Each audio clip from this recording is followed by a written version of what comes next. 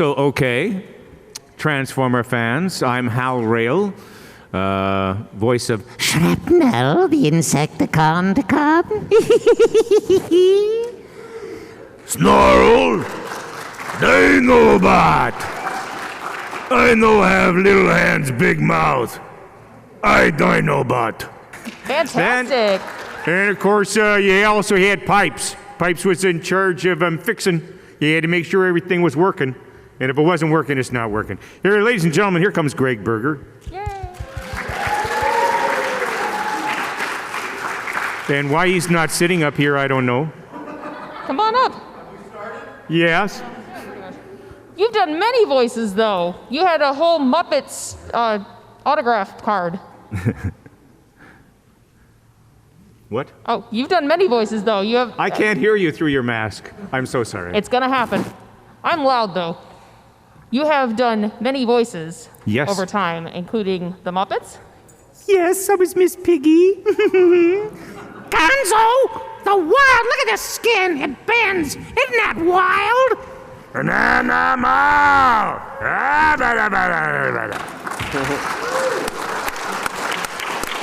Thank you. And you did Raphael from the Teenage Mutant Ninja Turtles. I was lucky enough to be able to replace Rob for a little while. Yeah, it was very cool. We have pizza in the sewers at 7. Anybody? No? Okay. Very cool. So, do you guys want to... Are we distanced enough to unmask, or...? This is still a masked zone, technically. There we go.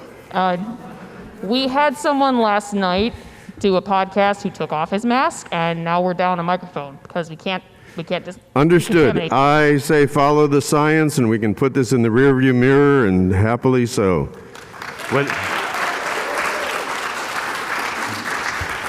Where would the Dinobots be if there wasn't science? It couldn't be more true. And here's every voice through my mask.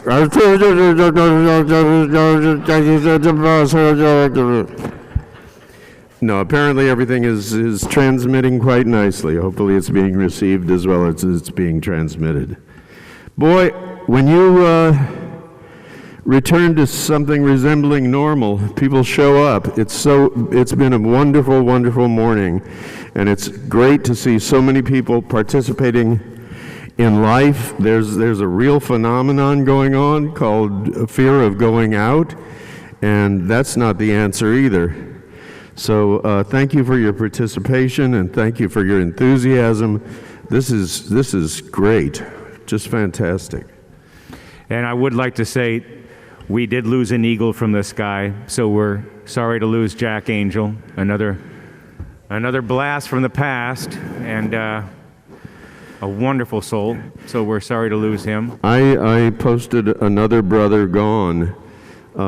It's bizarre, but because what began as gigs or jobs became sort of a life's work for so many of us, not just Transformers. For me, I've been on the Garfield show since its inception, Garfield and Friends, and you don't realize that if you're part of the working community, you're going to see these people again and again and again and again, sometimes more than you see your own family.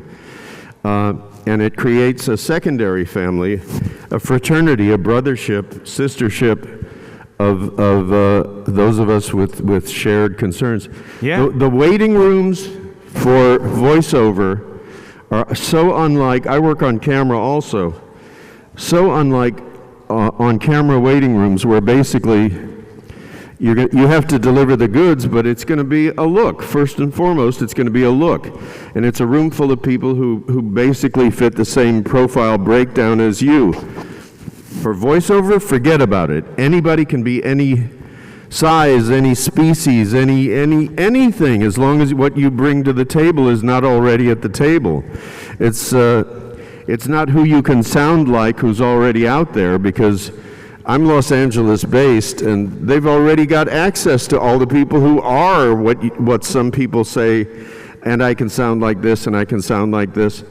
However, if you hybridize, if you take 2 or 3 guys or girls that you do, and juggle them around and make bouillabaisse, what comes out is something new. And that's a good way to create an original voice. Me, I don't have to worry about it because my impressions are so bad that no matter who I think I'm trying to sound like, I don't succeed, but what does come out is something that's unique and original. I need to remind people who just come in that you cannot eat in here, you cannot drink in here. Please have your mask over your nose and mouth. This is a masked area. I was told to also get people to space out. Right now, you all look fine. But if you think you're too close to somebody, feel free. There's some emptier spaces over there. You were saying, does anybody have any questions for our guests? Okay, here's somebody. Yes. All right. Hold on. Are you both retired from the Transformers series, or will you come back in new shows? I didn't catch all of that. Are you we retired or are you coming back for a new show? retired from the Transformers series? It's not a voluntary thing. It's one of those things where they either write you in the script or they don't. And, we're Gen 1, so after Gen 1, they went other places, and so the shows are taking place all over the world in different locations. I don't think I'm going to be in any new Transformers. I live in Denver, Colorado now, and I'm out of the eye of the hurricane, if you will, which I rather like. And I want to say that I'm part of your past, your present, and very presumably your future. Well, I'm not saying I'm dead. I have a new thing coming out called Magical Stories on streaming, so that's going to be a different thing too. But that's not me working for anybody else. It's me working for me. I want to get your thoughts on social media and how that would impact you back then. Not so much like using social media now, but like, let's say you had to be in Spotlight more often in the past, during like the 80s. Like, how would that have affected your career or some choices that maybe you would have made? I think if I'm understanding your question, you're asking about whether social media has made a difference in casting since the 80s? I guess maybe would have changed any choices that you would have made back then? Well, or like maybe you had to be more in the spotlight? It's always been a popularity contest with some people, and with other people it's who you know, but it's also what you have, like Gregg said, it's what you bring to the table.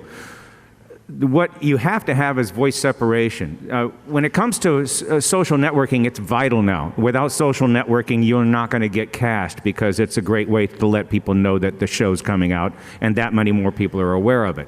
So there's a great need for social networking and all of that interaction.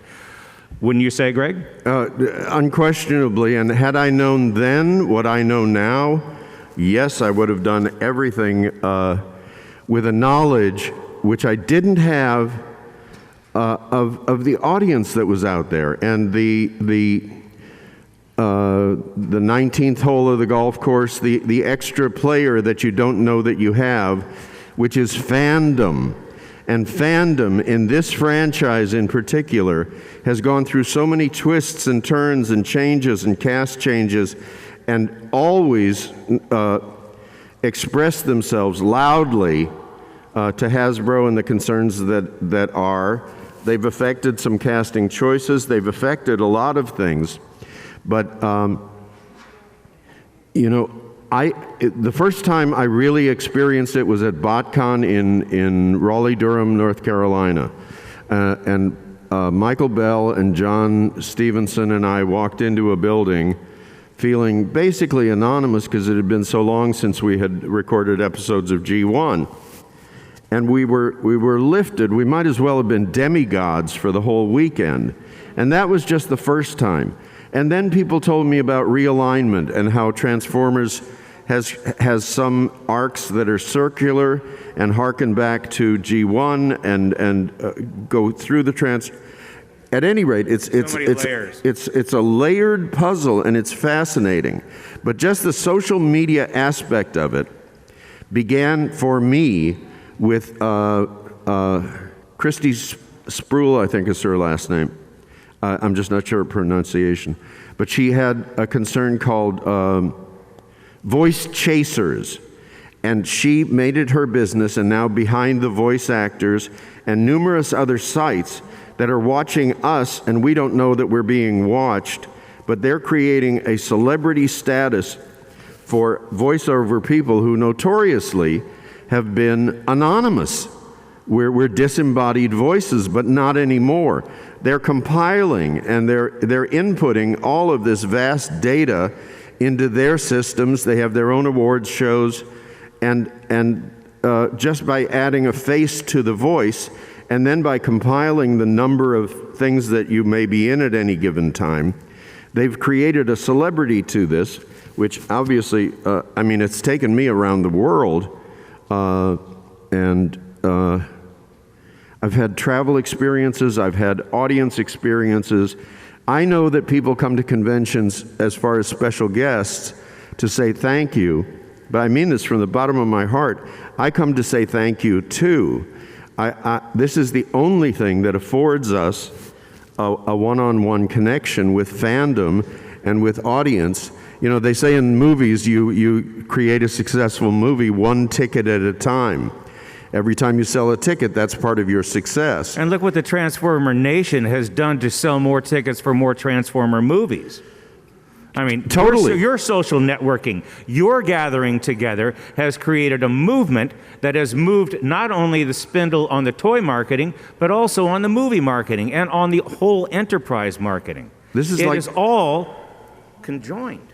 It's like a liquid morphing entity, Transformers, I mean, because it's gone through all kinds of media shifts, generation shifts, story shifts. When I did Devastation, thank you. They told me that they actually had to make some canon changes, and that what they were creating was ways for Grimlock to be restricted in more reasonable, rational ways. They gave me a reason to be a little behind the beat, although equally, Dinobots really need that too. Equally aggressive. Yeah, you gotta look for the beat. It's out there somewhere. Just keep tapping your foot. We're a little off plumb. But that's a great question. Things have changed so dramatically that it's not even close. So you talked about like different interpretations of Transformers. My question would be, if the interpretation called Shattered Glass, where the Autobots are evil and the Decepticons are good, was invented way earlier, like back in G1, how would that have changed your interpretation of your characters that you played? The other thing about Devastation for me, when Matt Teager, the game developer, approached me, and he said, I haven't seen you as Grimlock for some time, but he said, I've been determined from the get-go that you were going to be our Grimlock. He said, what we've created and what continues to be created is a darker, more cinematic game series. I find that immersive and interesting, but as far as playing Grimlock, it allowed a cinematic reality to sneak in, which it's my favorite of the game series, just because it had that sort of air of cinematic reality, and I love taking it that direction, and darker and more meaningful. But still a Grimlock.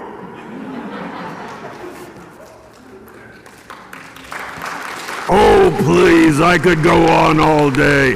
Oh, you're too kind. Oh, bother. Anyway. Anyone else? Okay. What was your favorite character you ever voice acted as? What is what? What was your favorite character that you voiced? Oh, favorite characters that we voiced? Well, I love Miss Piggy. Miss Piggy. We all love Miss Piggy. And, I love Shrapnel and Jimmy Stewart. An excellent choice. I can't tell you which of my children I like the most. I can't tell you which of my characters I like the most. I can tell you that the longevity of Transformers and Garfield and Friends,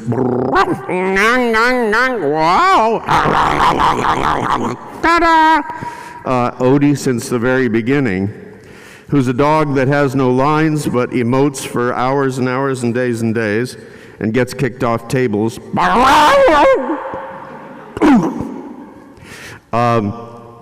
I love them all, and I love them all for different reasons. I love them. You have memories of a cast that you shared that much time with. You have memories of sessions. You have memories of storylines. But it's kind of, in the long run, it's kind of all a tie for first place. It's just so nice. And I wish for all of you to have the experience someday if you seek to have a career in voice.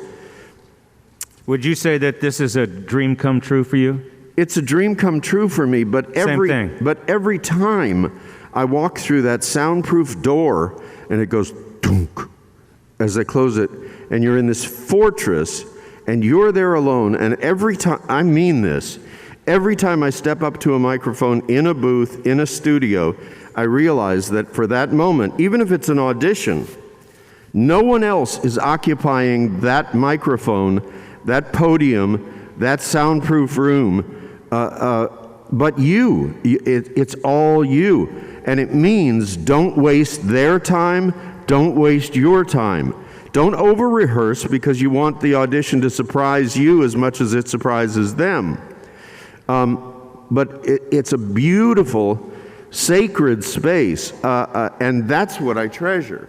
That's the dream, is to have that much technology around you, even though I'm a complete computer nerd, but know that responsible people are manning very expensive machinery and making you sound as good as it's possible for you to sound.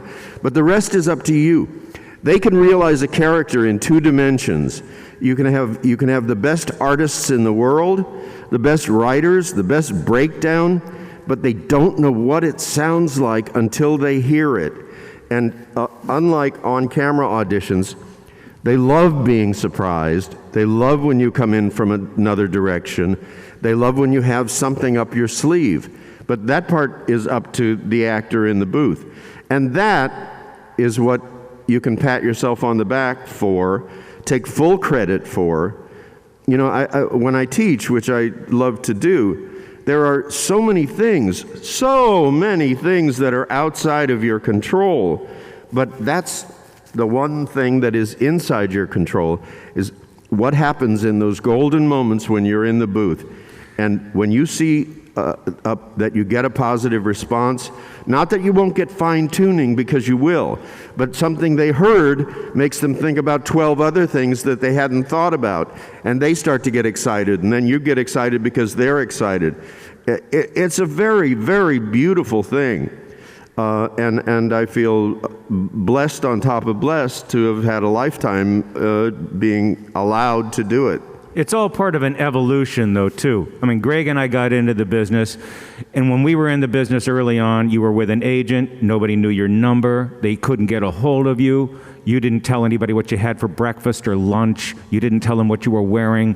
All you did was show up and do your stuff. And we would show up at places where all the other actors would be, and you would compete with the other actors, and you would see them in the room all waiting to go in, and you would think to yourself, okay, if they're here, then I know that what kind of voice they're going to do. So I need to shade my voice into this kind of a thing. And you can tell by the people that they cast where you need to shade your voice. Now, this is stuff that we learned because of what we came through. The present day isn't going to have anything like this. Like Gregg is talking about, you are at that podium, you are at that mic, but a lot of times people don't have the experiences that we had with other actors in the room and with other people in the audition to be able to say, oh, I'm comfortable with this. I know what I need to do. A lot of people are just alone in a room with a mic and no one to direct them. It's a very lonely thing. And you're competing against people that will do your job for $50 or 10 cents a page. And that's going on all over the world. So you got to realize that you have to raise your game in such a manner that people will pay attention to you, whether you're part of the mainstream or you're just trying to get into the mainstream. The important thing is do the work. Two things. One is, yes, it's become more isolated and alienated over time, where more and more you're alone in a booth with a director on the other side. It's his responsibility to sort of paint you into scenes. You may be the first person to come in for the scene or the last person. No, that's when you get the job, Greg. You may be able to put on headphones and hear everyone in the scene but you and just fit in and blend in. But you may not. Either way, the director is keeping you in the same orchestra on the same ball team as everybody else. He has to create a mood and energy and make it for real. But to your first point, in the days when everybody would just show up in a green room and go in one by one and you would have some time together, I'm so glad I get to tell this story. The first audition I ever had in my professional life in Los Angeles was at a place called the Voice Caster.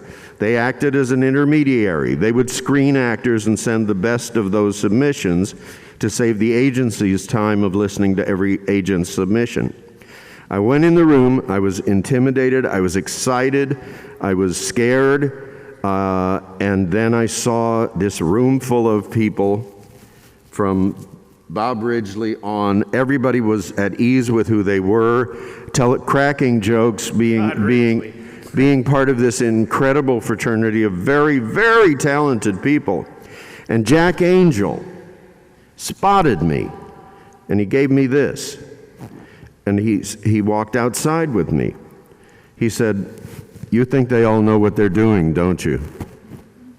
And I said, "Yeah." He said, "First audition?" I said, "Yeah." He said, "Nobody knows nothing." He said, "You have the same chance as any person in this room. We're all making it up as we go along. We're all making it up as we go along. You're here for a reason. Just don't waste their time and don't waste your time." So God bless Jack Angel.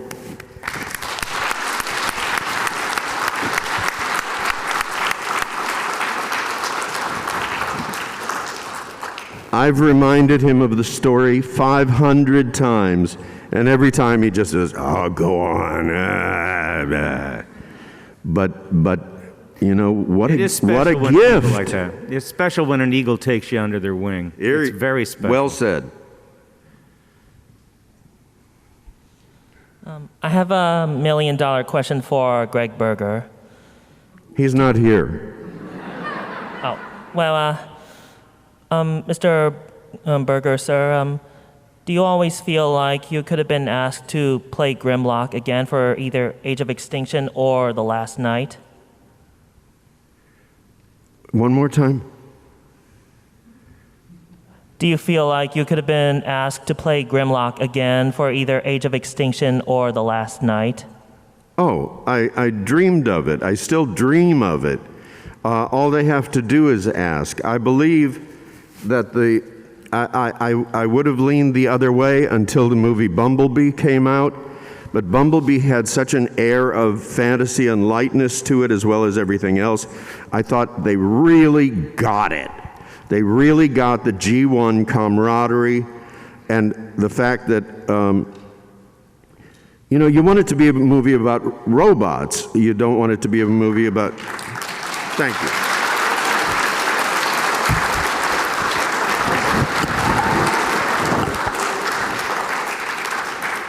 And they had differentiation of character. You want it to be a movie about characters.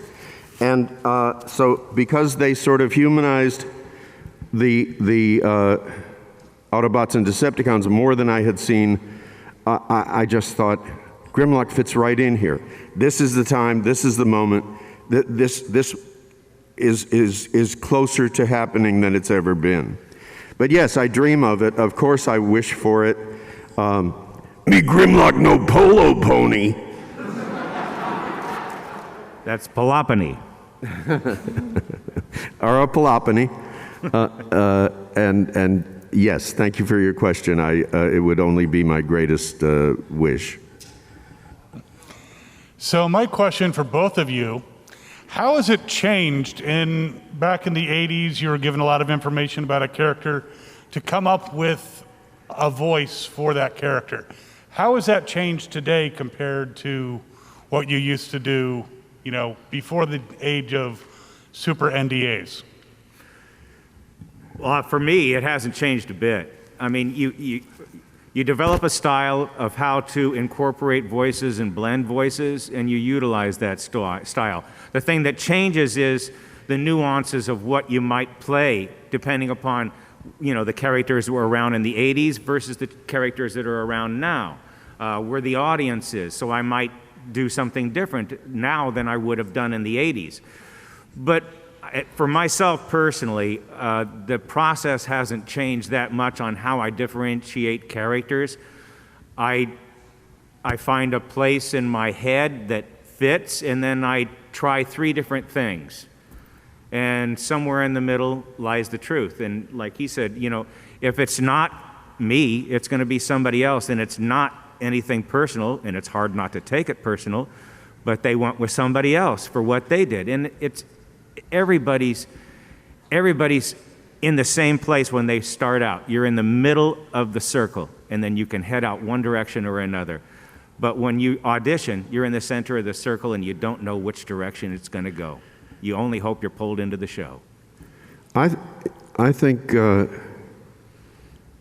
what do I think?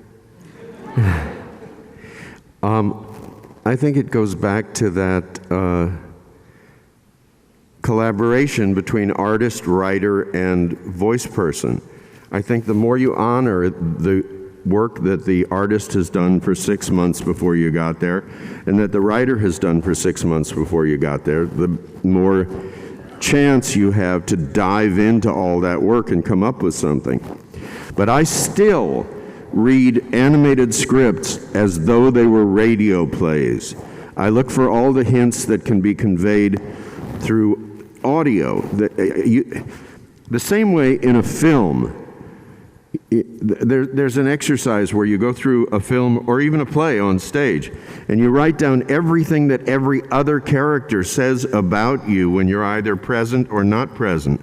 And you have to, you're tasked with finding a way to make all of those things appear somehow during your performance at weird times. That person who said, but he's a little insecure, but he's a little arrogant, but he's a little... all those things, just like an improv exercise. Everything that's said before you arrive has to be established as true when you appear. Well, the same thing happens on a voiceover basis with clues that you're given, but you only have the distance between you and a microphone to turn that into truth. They asked Grimlock to take an arc that went like that. I went all over the place. But I thought, my goal is not to challenge that. My goal is to make that true. That weird thing, that new brain, that whatever, it's really happening. And so what am I going to do with it? And so in that sense, it hasn't changed. It'll never change. It'll always be fresh if you read it as a radio play and try to figure out where you fit into that from an audio standpoint. As far as other people in the room, I just can't tell you.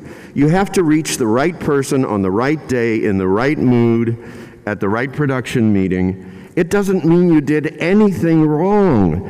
Everybody, once you reach a certain tier of our profession, everybody is doing it right. It's just who's the best application for that day. Apples and oranges. Apples. Do you want an apple? Do you want an orange? It could be it could be a coin toss, and you could go into a deep depression over something that you were a silly millimeter away from. I just think you do what you do, and as long as your agent believes in you and you believe in you, you wait for the clock to turn around. But just like an author who's got like 10 unsold screenplays on the shelf, it doesn't mean that when demand exceeds supply that they're not going to immediately say, well, do you have anything else? and you go back to everything that didn't sell, and suddenly someone is looking at you differently, so they're looking at your work differently. We have a poster at our house that says, go to your studio and create something. Something. Go make something. Because once you make it, it's yours. You did that. And with Netflix and Prime, it's kind of hard to go to your studio at all. And how did they make it through the Spanish flu without Netflix and Prime? We are mega bingers, and we've seen some phenomenal stuff during pandemic. All right, people with their Been some hands up, I binging will going get on. to you just a second. Sorry, Hal, you were saying. Hal, you were saying? Yes, I'm here. Oh, sorry, I thought you were saying something, and I'm sorry. No, I was. Oh, sorry. So just a quick question for both of you. What was probably the hardest character to develop a voice for? I know you guys have voiced a lot, but was there any character that you were told, make a voice for this character, and you kind of struggled to maybe come up with a voice for, or maybe find something that would fit that character exact? Wally Burr was brilliant.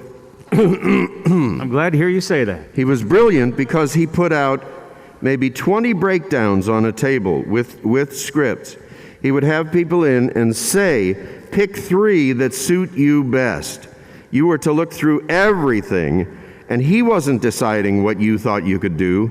You were deciding what you thought you could do. That's unbelievably heroic in voiceover, because it tends to attract people that want to kind of control the situation, rightfully, because they have a sense of what's going on, as did he. I'm not saying he didn't exert control, because he did tremendously, but look at the longevity that's the result of that control. We're here because of his work. So Wally called me, and he said, I have good news and bad news. I said, what's the good news? He said, Hasbro loves you for Grimlock. I said, oh my God, what's the bad news? He said, they're worried about whether you can maintain and sustain that level of tonsil abuse. I said, put me in, coach, I'll figure it out. I said, I'm swinging for the fences every time you put me in. I'll be there, I'll go to the voice gym, I'll do whatever it takes. I want to say an unqualified yes, but yeah, it's a very high strain voice, and in the beginning, I was actually hinging my jaws to make sure that I was doing that as well. Which restricts your mouth, which restricts your throat, which restricts your voice. And I knew I had a big muscle and a small brain. So it goes to work on that too. So that was and remains the hardest voice I've ever done. But I'm so much better an actor for having committed to it and made my voice strong enough to withstand that time after time after time after time. The easiest voice is Eeyore. The more I do Eeyore, the better my throat feels. It's like a massage on top of a massage. And those were big hooves to step into, too. Disney is fiercely, and rightfully defensive and protective of their licensed images. So they sent me home with tapes of the original Eeyore, Ralph Wright. Was that Ron Gans? Ralph Wright was before Ron Gans. And I just heard that he basically had 2 notes. This one and this one. But the longevity, the lifetime between things that start up here and end up down here, and things that start down here and end up here. It's infinite. And everybody loves the fact that he never gets too happy, never gets too sad, but he hopes you have a nice day, 'cause somebody oughta.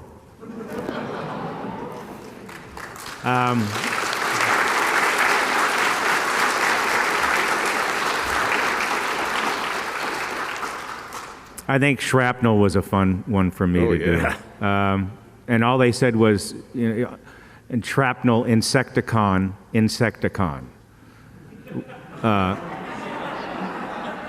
and they bit said, of a tick, maybe. huh? Yeah, well, that's what they said. He repeats. So I thought about it, and I was looking around at the people that were in the show, and I thought, well, if I did this old lady from Monty Python who sits there and knits while they're at the guillotine, and she's just, guillotine! And I thought, well, I'll just throw her in as Shrapnel, and then I'll just take the first letter off the repeat, and instead of, say, Transformer, I'll say Ransformer. Yes, my Insecticons. So that was... And that's utilizing a female voice for a male voice. It's like, they talk about what is the compass for characters. There's big, there's little big, and there's big little. You can use a little voice for a big guy and a big voice for a little guy, and you can use a big voice for a big guy, or whatever. It's like, it's all up to the imagination. And I think that there's two things that really make, for me, that really make the artistry, and that is when you can throw your spirit and you can throw your imagination into the voice. Then that lifts it off the page, and that makes people listen to it. I mean, I'm sure that's exactly what we have every time we walk into the booth. Isn't that right? You connect with the writing that's there. You try to figure out what that voice is from the writer that he's given you, and then you try to go, okay, with my imagination and with my spirit, I will bring that to the fore. And you can't underestimate the power of your imagination. In this business, you need it more than just about anything else, I would think. It's the unteachable part. It is. The compiling, you can teach. The analytical reading and sort of coming up with something, you can teach. You cannot teach someone how to dive in. It's as though each of those things is a layer, and you are on a diving board, and you have to spring and dive through those things that you've been gifted with, and something original has to come out the other side. And remain authentic. And absolutely remain authentic. That's the job. A couple of things you should know when you're developing characters. If it hurts your throat, you're doing it wrong. Find somebody to help you do it right. And also, you have to have a laugh and a cry for every character you do. Without a laugh and a cry, you're going to lack the emotional arc that the character is going to need throughout. And there's also placement, which is actually just like chakras. You can come from the top of your head. You can come from your nasal cavity. You can come from your throat. You can come from your heart. They say your money voice is the one that resonates right in here, and then your nether regions as well. You can get more animal. You can get more celestial just by where you place yourself in your head and body. There's a lot of stuff. I'm not saying that we're not skilled technicians at our craft, as anyone is. There's that Outliers book by Malcolm Gladwell that says anyone is 10,000 hours of hard work away from mastery of anything. We've already swung the heavy bats. We've loaded the gear into the van to play at the small clubs. We did all that stuff, so it becomes easier for the violinist in the symphony to just pick up her violin and play. But that's not how it began. It begins with hard work.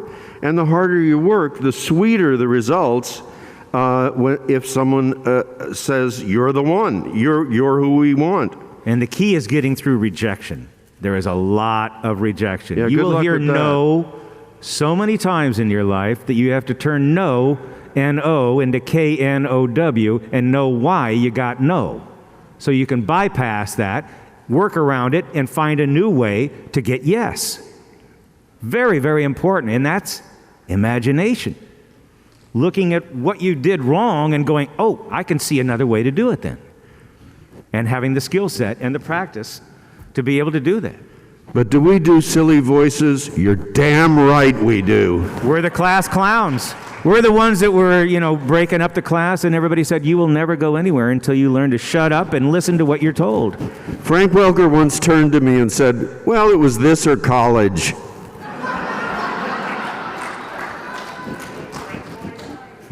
I think he made the right choice. Yeah. Hi, you both recorded dialogue for the TV show and the movie in '86, the animated movie. Were there any perks or upgrades for recording for the movie rather than the TV show? And Mr. Berger, could you please repeat "Me Grimlock Kick Butt" from the movie? Are there any perks from the movie that were, one of the perks from the movie is "Me Grimlock Kick Butt."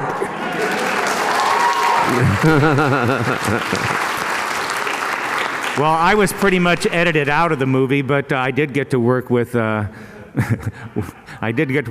Spock, so that was very cool. It was wonderful to be in the booth, and we walked in right after Orson Welles had left, so there was a snifter and a bottle of Perrier right beside it, his chair, and all these people from Hasbro that were lying on the floor in Studio B looking up under the curtain to watch him record.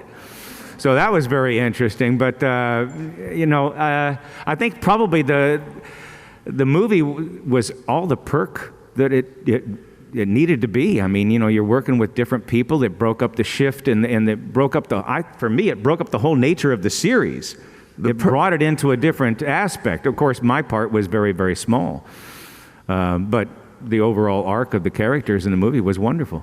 They say if you're going to take a property from the small screen to the big screen, that the story had better get big too. Everything about it had better get big enough for big screen. And I think they were successful at that. Perk-wise, a million perks, but all personal, not financial. I was there.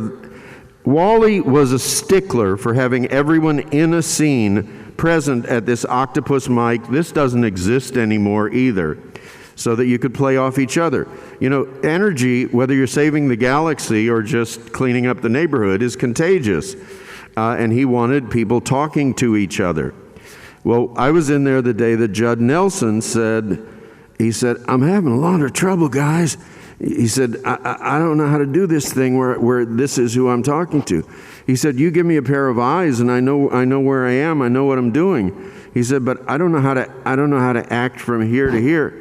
So we took turns just going to the other side of the microphone, and whoever wasn't talking, and standing there. And Judd, it was like he went from here to here instantly. I watched that happen as long as he could do what he does, which is on-camera acting, and which involves another pair of eyes. He had to talk to someone. It was that simple. And we all solved this problem, and I saw him at the last BotCon, and he still remembered that. You say the word perks. This entire career is nothing but a perk. There's disappointments, there's rejections, there's hard times. We're doing what we always wanted to do. We're doing what you want to do. That's a gift, but it involves sacrifice as well. Risk, huge risk. Huge risk. You'd be surprised how many people want to do this but don't want to take a risk. I had to move to Los Angeles. I had cancer, and it was like I had to wait until the doctors told me I could move to Los Angeles. So I moved to Los Angeles. That was the third time I moved there. The first 2 times, they chewed me up and spit me out. But every time you learn what you didn't know before. And you take what you learn, and you utilize it, and you formulate a plan, and you stick to it, you might succeed. You might not. But if you do, and whatever level you get to, whether you're Orson Welles or you're Hal Rayle, I'm the happiest guy on this planet. I get to live my life, I can pay my bills, and I'm here at a Transformers convention. You invited me to be here. I got to leave my home, come here, and speak with all of you. And I don't think it gets any gosh darn luckier than that on this planet. And that's the perk. These are the perks. Yeah, and these are the perks right here. Yeah. These are the perks. Thank you. But because there's so much turnover in who we work for, we're exposed to an immense number of opportunities, but it's like starting a different job every time you're introduced to a new person or you work for a different person. I don't know if that's the same as going to a factory every day and drilling the same piece in the same car over and over again. But we never stop learning because the nature of the work is so diverse. Even if the work is not working, you have to figure that out too. You have to figure out how to be a squirrel when you want to be a squirrel. My favorite snail joke. A guy hears the doorbell ring, goes to the door, looks left, right, sees nothing, looks up, nothing, looks down, sees a snail on the doormat, picks it up, throws it as far as he can. 6 months later, he hears a doorbell ring, goes to the door, looks left, right, up, down, looks, and he sees the squirrel, the snail on the doormat. Snail looks up and says, "What the hell was that all about?"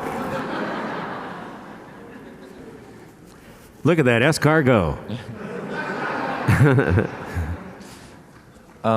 Gentlemen, thank you so much for your contribution to the fandom. You guys are amazing, and I can actually say that the 86 movies, like in the top 5 movies in my list, it ranks up there. It's really, my family loves it, so thank you very much. And my question has to do with the 86 movie. The comment is Grimlock, the dynamic between Grimlock, Cup, Hot Rod, and even Wheelie, there's a lot of heart there. There's like, I think that's really the core of the movie. Can you guys talk about the process of what that was working with like Stander and Nelson and you've commented a little bit about that, but are funny stories? Because how did Lionel Stander do, being a film guy? And well, I think we worked in different groups, didn't we? I was always with Lionel, and I worked with Leonard Nimoy, and I came in, I did 1 day's worth of work, and I worked with Leonard, and that was it. I knew I had to love Cup's war stories and everything else, but Lionel Stander walks in the room, and you say, "I love this guy. I just love this guy." I don't know what he thought about me, but he's so gruff, and he's been through so many things in his life, and he's so anxious to talk to you about anything. I think he was perfectly cast. And the same thing, it's kind of an accelerated get-to-know-you time, but if everybody's done their homework and you have a sense of the relationship that you're both shooting to get to, then you get to it.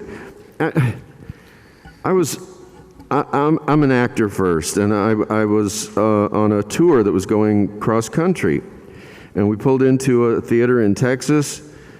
I'm just leading up to something, because a lot of what we do is just pretend, And I went up to the box office person. I had to find out where the backstage was, and she said, "Oh, y'all have play practice today?" And I said, "No, we don't have play practice. We have a rehearsal. We're actors, and we're very serious about it." And then I thought, yeah, we have play practice today. And once you can embrace that, it all becomes joyous. There's no chip on your shoulder. There's nothing anyone can say to really hurt you anymore. It's just about, and I don't care whether you're the hero or the villain. An acting teacher who I loved when I was in conservatory said you have to have hopes, dreams, but you also have to have a secret.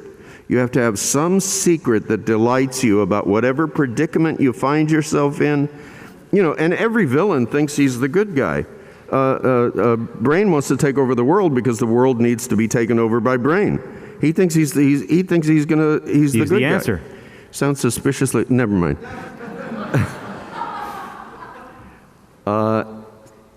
So I would only say that to that. As far as we play pretend, we have play practice. I don't know what was an earlier question, but there was a question that involved about the amount of. For me, it was like going back to operating systems. Since we started in this business, we used to go to places that had all the equipment. And then as the business grew, we needed to have that equipment and learn how to operate it. Now, the business is such that we have to not only know how to operate it, we have to be able to produce, and we have to be able to soundscape. And that is not in the original book of I Want to Be an Actor. In the original book of I Want to Be an Actor, I thought I'll just show up and they'll have the lines there and I'll do the lines and that's my job. But the job changes and the demands on you have changed. I have gone through every operating system in the Mac since it began. I started with an 840 Quadra that had sound and video card in it. And then they changed all that because they never wanted to have those two together again because it was useful. So now you have to get rid of it. So now you have to have all this extraneous equipment. You have to have a compressor limiter. You have to have your microphone. You have to have your Focusrite, and you have to have your exchange into your Mac. And does it have a fast enough board to be able to handle video card? And do you know how to do that? Do you have all the sound effects that you need to be able to make this happen? It's so much more than it was when it started, but I think Gregg will agree that as you do it, you don't mind because it's just like the job description changes, but you're still doing the job. It's the job you want to do. The description changes, so you just adapt and you factor all that in and you roll on. I hate new tools. I just want to play in the sandbox. Hal is clearly much smarter than me, much more savvy than me, much more technical than me. I try to keep it as simple and as close to the source as I can. I do record from home, but I use a USB mic, and it serves me well enough. I'm sure there's a million bells and whistles that I could add, but I'm not sure that I could learn to add them. But when they ask if I will do a session from home, which you probably do regularly, Source Connect. I have Source Connect, but I still, if there's any option to go to a clean studio, I want to be in a studio. If the greatest engineers in the world run into glitches and tech stops during recordings, which always happens, and the clients immediately say, fix it, and everybody dives under the console and starts working on everything. I don't ever want to be that guy that gets pointed at and have them say, fix it, because I'm not that smart. I'm not that good. So I use my home studio specifically for auditioning, but I will not do a session from my house. We are currently at the 5-minute mark. I have 3 people I've acknowledged that have questions. If you have questions for them, these guys are doing autograph panels all day in the dealer room. You can walk up to them and talk to them. They're amazing people. And we're very available. We'll be here all weekend. Absolutely. All right. We're nice guys who like to talk. Okay. We can talk. All right. My 3 people, I've already acknowledged you, so let's get this going. So with the loss of Jack Angel being so recent and just looking forward, you're talking about the character development and the heart that goes into it. What do you see as the future of the Transformers franchise going forward? I think that's about other people. It's above our pay grade, at least mine. And I think that, again, as we started off talking about, it's you guys that are going to drive this. You guys, as a collective, will tell Hasbro what you want and what you don't want. And trust me, if there's something you don't want, they won't do it. They'll give you what you want because it's all based on sales and it's all based on pleasing the public. I would think that I love the arc that I don't know, was it Beast Wars that brought in the flowers from that bloom once a Transformer is killed? Okay. Somebody knows. At any rate, that wasn't part of Gen 1. But I love that myth, and I love what they've done as far as developing the world, not just I'm an Autobot, I'm a Decepticon, I'm a bad guy, I'm a good guy. Okay, I got a white hat, I got a black hat, let's follow him. No, it becomes so much more. And it has to be more because it's not just a simple black and white. There is so much gray in this world, that there is so much that we need to incorporate wider patterns in the Transformers to be able to keep the audiences of tomorrow more enthralled. You can't just have a two-dimensional world in the Transformers anymore. Well, I will answer the same question generally, not specifically. I think what's most exciting about the future of Transformers, which involves every person in this room and every input that you give them and everything that you choose to follow and everything that you choose to criticize, I think what's most exciting is that after, I'm guessing 35 years, they still don't see this as an old franchise. They see this as a new franchise. They keep rebirthing it, and they keep reviving it, and they keep realigning it. There's some circular aspects to things. Boy, wait till augmented reality gets hold of the Transformers, and artificial intelligence, and things like that. There's so places much more. to go. Yeah. There's so many other aspects that this can get into that it boggles the imagination to start to think about where the Transformers could appear and what they could appear in as these technologies develop. I think it's one of those virtual realities that is so deep and so complex and so well lived up to this moment and moments going forth from here that it's almost, it's nearly as real as the real world, in the same way that Star Wars is so detailed that although virtual, you almost feel like it's real. And I also like the best games, like Metal Gear Solid, like any. Thank you. I played the pain in Metal Gear Solid 3.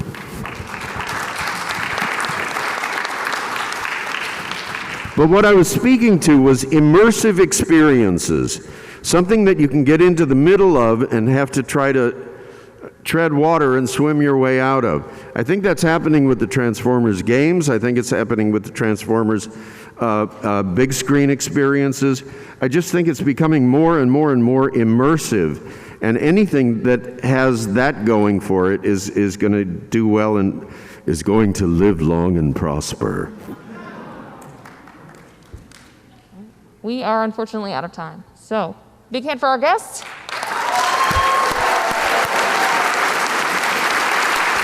Thank you.